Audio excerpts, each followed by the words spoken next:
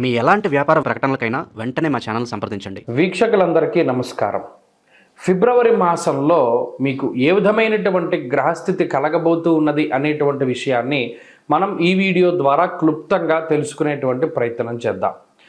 జనవరి నెలలో సంక్రమించినట్టే ఫిబ్రవరి మాసంలో కూడా పంచగ్రహ కూటమి, షడ్గ్రహ కూటమి సంభవించడానికి కూడా అవకాశం ఉన్నది. అయితే ఈసారి మకరంలో కాకుండా కుంభరాశి యందు ఈ పంచగ్రహ కూటములు ఇవన్నీ కూడా ఏర్పడబోతూ ఉన్నాయి.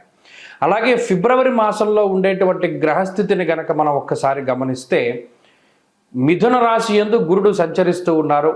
అలాగే సింహరాశి యందు కేతువు యొక్క సంక్రమణం జరుగుతూ ఉన్నది, కేతువు సంచరిస్తూ ఉన్నారు. అలాగే కుంభరాశి యందు రాహువు ఉన్నారు, మీనరాశి యందు శనైశ్వరుడు. ఈ 4 గ్రహాలు అలా స్థానంలో ఉన్నాయి. అయితే 13వ తారీఖు వరకు రవి యొక్క సంచారము మకర రాశి యందు ఉంటుంది. 13వ తారీఖు తదుపరి రవి యొక్క సంచారము కుంభరాశిలోకి వెళుతోంది. ఇది ఒక్క విషయాన్ని మనం పరిశీలన చేస్తే కుంభరాశిలో ఇప్పటికే రాహు యొక్క సంచారం ఉన్నది. ఈ 13వ తారీఖు దాటాక రవి కూడా కుంభరాశిలోకి ప్రవేశం చేయబోతూ ఉన్నారు. రవి రాహువులు కలిసి ఉండడం వల్ల అది పితృదోష కారకంగా మనం చెప్పుకోవచ్చును. జనరల్గా అయితే రవి రాహువు కలిసినప్పుడు సూర్యగ్రహణాదులు ఇవన్నీ ఏర్పడుతూ ఉంటాయి.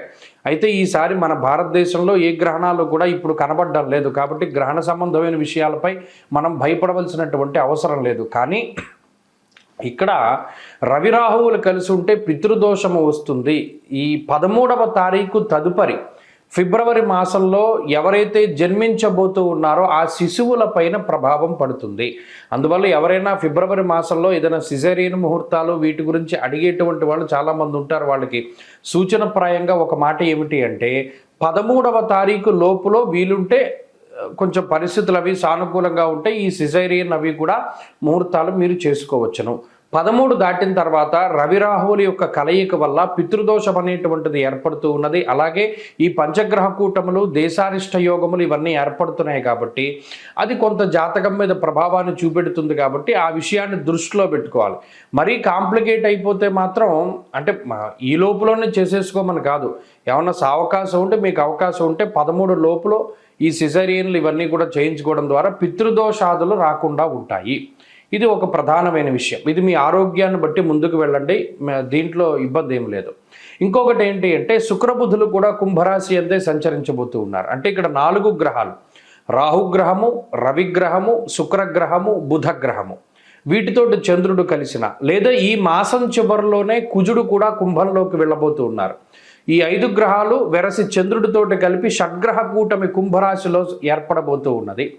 కాబట్టి ఈ గ్రహస్థితి వల్ల ఈ మాసంలో అటు దేశకాలమాన పరిస్థితులు ఎక్కువగా ప్రభావితం చెందబోతూ ఉన్నాయి. దేశారిష్ట యోగం అనేటువంటిది పట్టబోతూ ఉన్నది. ఎందుకంటే అటు కుజరాహువుల యొక్క కలయిక, అలాగే రవి రాహువుల యొక్క కలయిక ఇవన్నీ కూడా దేశారిష్ట యోగాలుగా చెప్పబడ్డాయి. ఈ సందర్భాల్లో ఎక్కువగా అగ్ని ప్రమాదాన్ని సూచించేటువంటి విషయాలు, అలాగే వాయుతత్వ రాశి యందు ఈ గ్రహస్థితి ఏర్పడుతూ ఉన్నది. కాబట్టి అతి వేగంగా వీచేటువంటి గాలుల వల్ల కానీ లేదా గాలి ద్వారా స్ప్రెడ్ అయ్యేటువంటివి ఏమైనా ఉంటే గ్యాస్ ద్వారా వచ్చేటువంటి విపత్తులు లేదా అగ్ని సంబంధమైనటువంటి విపత్తులు, వాయు సంబంధమైనటువంటి విపత్తులు ఏర్పడడానికి అవకాశం ఉంటుంది. కాబట్టి ఈ మాసమందు చాలా జాగ్రత్తగా ఉండడం, ఇది దేశారిష్ట యోగం కాబట్టి చెప్పదగినటువంటి సూచన. ఇక ఈ గ్రహస్థితి ద్వారా మీ రాశి ఫలితం ఏ విధంగా ఉందో మనం ఇప్పుడు తెలుసుకుందాం. మిథున రాశి వారికి ఫిబ్రవరి మాసం కొంత మధ్యస్థమైనటువంటి మాసంగానే చెప్పుకోవాలి. కారణం ఏంటి అంటే ఈ మాసంలో గ్రహాలు 8వ స్థానం నుండి 9వ స్థానానికి మారుతూ ఉన్నాయి. సరే, ఇది జనవరి నెలతో పోల్చుకుంటే కొంత మెరుగైనటువంటి మాసం అయినప్పటికీ 9వ స్థానం అనేటువంటిది అది అంత అనుకూలమైన స్థితి కాదు, ప్రతికూలమైన స్థితి కాదు. ఇప్పటికీ మిథున రాశి వారి గ్రహస్థితి చూడండి, దీర్ఘ సంచార గ్రహాలు ప్రతికూలంగా ఉన్నాయి. అష్టమ రవి, అష్టమ కుజునితో పాటుగా అష్టమ బుధ, అష్టమ చంద్ర దోషాదులు పట్టి పీడిస్తూ ఉన్నాయి. ఈ మాసంలో జరిగే మంచి ఏంటి అంటే ప్రతికూలించేటువంటి గ్రహాల యొక్క సంఖ్య పూర్తిగా తగ్గిపోవడము, అష్టమంలో ఉండేటువంటి 5 గ్రహాలు మారిపోయి 9వ స్థానానికి వెళ్ళడం. అయితే ఇక్కడ ఇంకో పాయింట్ ఏంటి అంటే 9వ స్థానం అనేటువంటిది గోచార రీత్యా అంత అనుకూలమైంది కాదు, అంత ప్రతికూలమైంది కాదు. భాగ్యము అన్నారు. భాగ్యస్థాన స్థిత గ్రహాలన్నీ గోచారంలో డబ్బు ఖర్చు పెట్టించేటువంటి విధంగానే వస్త్రనాశం, పుత్రవైరం, ప్రవాసం, రోగపీడనం, ఉద్యోగ భంగం, కలహం అన్నాడు. అంటే ఇక్కడ 9వ స్థానస్థిత గ్రహాలన్నీ ఏం చేస్తాయి? అంతేకాక కుటుంబ సభ్యులతో విభేదాన్ని ఈ గ్రహస్థితి ఎక్కువగా సూచిస్తుంది. అంటే మీరు పలానాది ఈ పని మంచిది, మనం ఎలా చేద్దామని మీరు చెప్పినప్పటికీ ఆ కుటుంబ సభ్యులు దాన్ని వ్యతిరేకిస్తూ ఉంటారు. అబ్బాయి మేము ఎలా చేయదలుచుకోవట్లేదు, మేము మీతో ఏకీభవించం అని మొహం మీదే చెప్తూ ఉంటారు. అది ఒకంత ఇబ్బందిని కలగజేస్తుంది. కాబట్టి ఈ రకమైనటువంటివి ఈ మాసంలో ఎక్కువ జరుగుతాయి. మీకటు ఆర్థిక లోటు లేదు, కానీ ఖర్చు ఎక్కువగా ఉంటుంది. అది అనవసరమైనటువంటి వాటికి ఖర్చు పెడతారు కాబట్టి ఒకంత జాగ్రత్తగా ఉండడం చెప్పదగినటువంటి సూచన. రెండవ విషయం, మనస్పర్ధలు ఎక్కువగా వస్తూ ఉంటాయి. అది జీవిత భాగస్వామితోటి కానీ, సంతానంతో కానీ, లేదా కుటుంబ సభ్యులతోటి కానీ, బంధువులతోటి కానీ, మిత్రులతోటి కానీ, మీరు పనిచేసేటువంటి ప్రాంతంలో యజమానులతోటి కానీ, తోటి ఉద్యోగస్తులతోటి కానీ మనస్తత్వ భేదాలు ఎక్కువగా వస్తూ ఉంటాయి. వాటిని ఒకంత తగ్గించుకుని ముందుకు వెళ్ళడం ద్వారా మీరు సానుకూలమైనటువంటి ఫలితాలను పొందగలుగుతారు. మీలో ఆత్మస్థైర్యాన్ని ఎప్పటికప్పుడు నింపుకోవడానికే ప్రయత్నం చేయండి. 13వ తారీఖు లోపు ఉండేటువంటి పరిస్థితులు అంత అనుకూలంగా లేవు కాబట్టి ముఖ్యమైనటువంటి పనులన్నీ 13వ తారీఖు తర్వాతే మీరు పెట్టుకున్నట్టయితే ఒకంత సానుకూలమైనటువంటి ఫలితాన్ని మనం ఆశించవచ్చును. అలాగే ప్రవాసాన్ని కలగజేస్తుంది. అంటే ఉన్నటువంటి ప్రాంతంలో కొంచెం స్థాన మార్పును కానీ, లేదా వేరే ప్రాంత సంచారము, లేదా ఒక ప్రాంతంలో ఉండేటువంటి వారు ఒక చోట ఉద్యోగం చేసేటువంటి వారికి ట్రాన్స్ఫర్లు అయ్యేటువంటి పరిస్థితులు ఇత్యాది వాటికి కూడా ఈ గ్రహస్థితి కారణమవుతుంది. మన దగ్గర ఉండేటువంటి వస్తువులు పాడు చేసేసుకుని అవే స్థానమందు అలాంటివి ఇంకోటి కొనుక్కునేలాగా.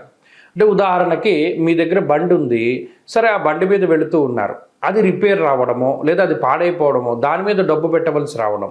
ఇక్కడ కొత్త వస్తువులు కొనడానికి డబ్బు ఖర్చు పెట్టేటువంటి పరిస్థితులు లేవు. ఉన్న వాటినే పాడు చేసేసుకుని లేదా అది పాడైపోయిన తర్వాత దాని మీద డబ్బు పెట్టి ఆ ధనాన్ని మనం ఖర్చు పెట్టేటువంటి పరిస్థితులు ఈ రాశి వారులలో ఉన్నాయి. కాబట్టి ఇక్కడ కొత్త రకం ఇన్వెస్ట్మెంట్లు ఏమీ లేవు.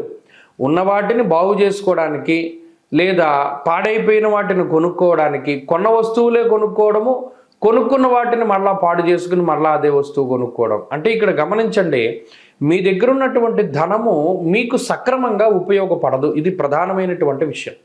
ఈ మాసంలో మరింత శుభ ఫలితాలని మీరు పొందడానికై ఎక్కువగా ఈ మాసమంతా కూడాను సుబ్రహ్మణ్య ఆరాధన ఎక్కువగా చేయాలి. సుబ్రహ్మణ్య అష్టోత్తరం కానీ, సుబ్రహ్మణ్య కరావలంబ స్తోత్రం కానీ, సుబ్రహ్మణ్య భుజంగం కానీ వీటిని ఎక్కువగా పారాయణ చేస్తూ ఉండడం.